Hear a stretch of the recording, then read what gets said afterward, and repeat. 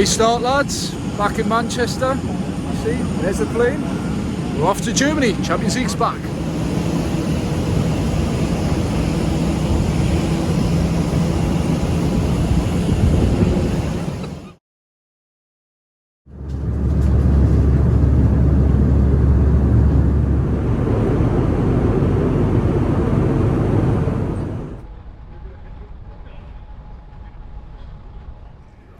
So here we're in Munich Airport. We were just debating that before, yeah.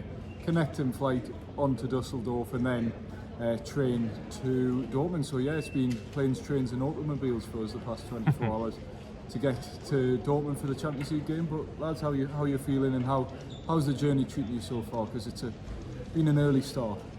Tired. I'm tired. Terrible. Can't whinge too much. No. Excited in many ways. I mean, it probably doesn't have the level of excitement I would say of what it was going to the San Siro, AC Milan at this stage.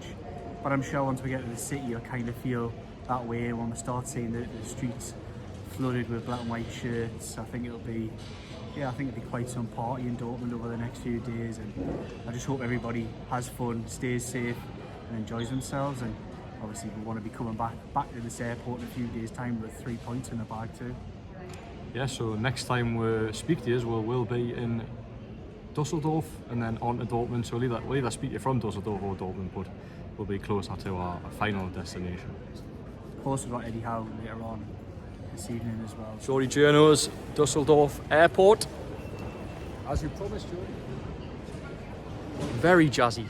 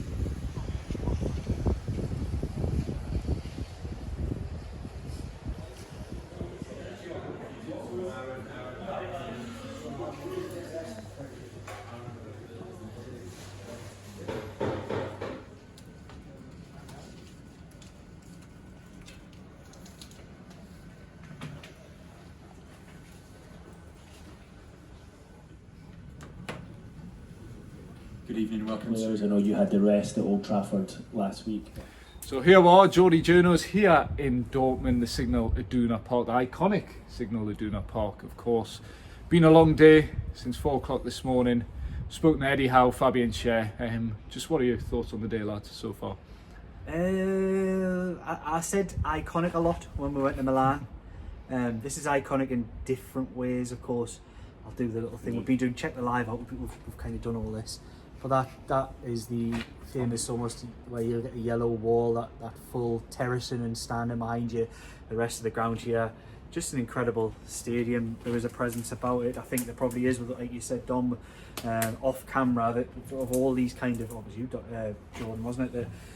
These big stadiums do kind of have that sense of energy and feel about them. I'm just really excited about what we're going to see on that green square of land there behind me tomorrow.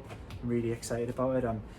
My appetite has been whet by Eddie Howe, Fabian Schär, the way they talk about things with honesty, integrity, straight as a die. Fabian Schär doesn't care what anybody else thinks about Newcastle United. He just wants to win football matches, and I love to hear that. Eddie Howe, of course, the injury situation, I'll let you guys develop that one a little bit more, and if you want probably more in-depth analysis, go over the live that many of you guys might well have already seen. If you haven't, check it out. So go on then, lads, what do you think about the injury situation? It's getting worse, but you know, I back the lads who, there's a good strong 11 there who I think can produce the goods. I'm confident ahead of tomorrow. I might be totally proven wrong, mind. Yeah, I'll do a quick run through. As I say, we'll discuss this on the live, so please do check that out. But for a quick summary, start with Dan Burn. Obviously picked up a back injury on Saturday against Arsenal.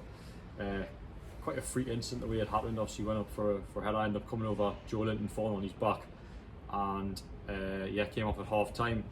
Sounds like he's Eddie Howe says like he's done something to his spine. I can't remember the exact terminology, but anyway, the impact of the fall has impacted his spine, and it looks like Dan Burn is going to be out for 8 to 9 weeks, I think Eddie Howe said, which is not a long-term blow, which Newcastle have got plenty of them at the moment.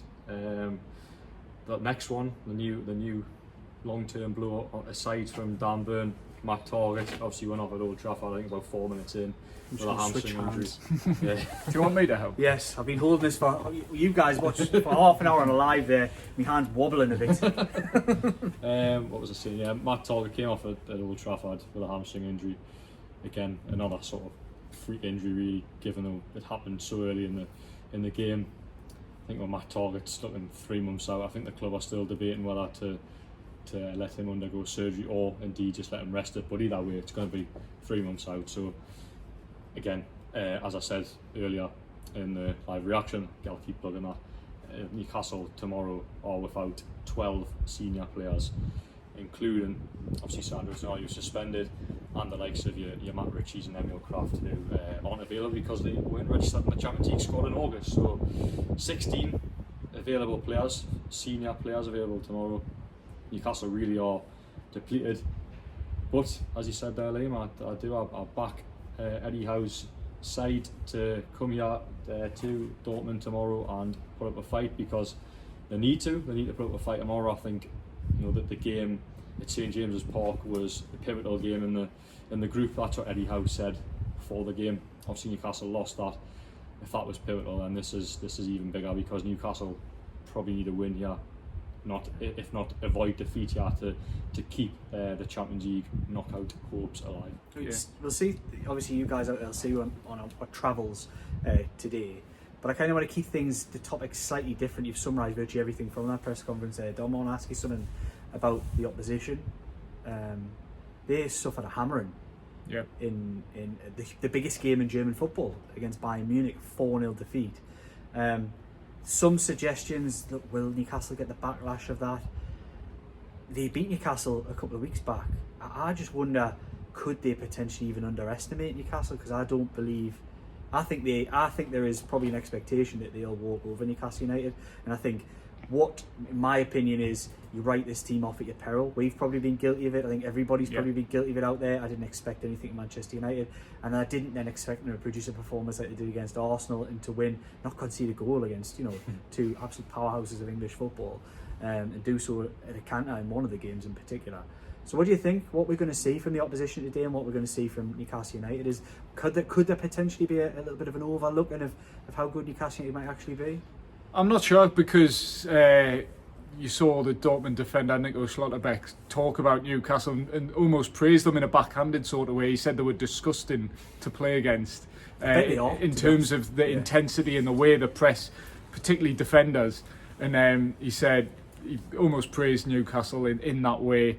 But then he also said the crowd here at Dortmund, almost reacting to the heavy defeat against Bayern Munich, will be right behind them. And it is a new atmosphere for Newcastle United, and we saw at AC Milan again. AC Milan were on the back of a heavy defeat. The crowd really got behind them as the home side, and Newcastle almost went into themselves a little bit. Whether they'll do that again tomorrow night, we'll wait and see. But I think, like you say, Liam, whenever you sort of underestimate Newcastle or think, this might be a game too far, they go and pull out the goods and get a result. So we'll wait and see. It's obviously a really important game in the group stage. I think if you win this game, you're almost in the driving seat to qualify. If you lose this game, you're basically relying on results from elsewhere to get through to the last 16. But yeah, obviously a big game, and can't wait for tomorrow night. But just to bring it back to the sort of travel vlog aspect to it, we've been in Dortmund a few hours now. Just what are your first impressions of the city, lads, and the hotel we're staying at? An industrial heartland. You can tell that by the nature of the city itself. The hotel is a Dominic Skir special.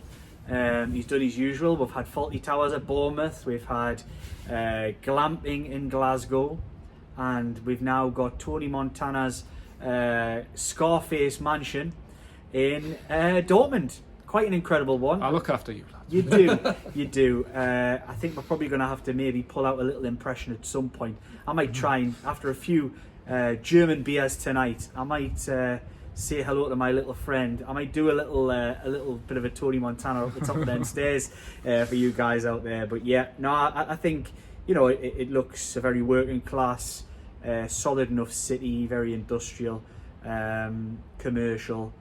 But I've liked what I've saw, and I think we're going to sample over the next few days a little bit what this part of Germany is about. We'll obviously spend a little bit of time in Dusseldorf potentially as well, where we flew into.